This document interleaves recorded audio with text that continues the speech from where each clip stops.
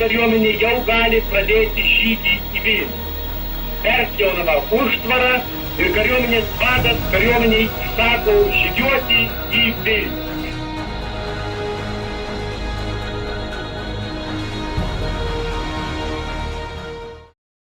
Neverk motušėlę, kad jaunas sūnus eis ginti brangiosios tėvynės, kad pavirtęs kaip ąžuolas girių puikus lauks teismo dienos paskutinės,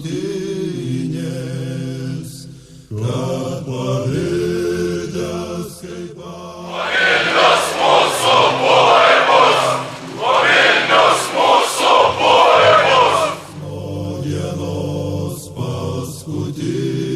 paskutinės, taip nelaužyk sau rankų, kai dažo šakas, kad laužo užrūstintas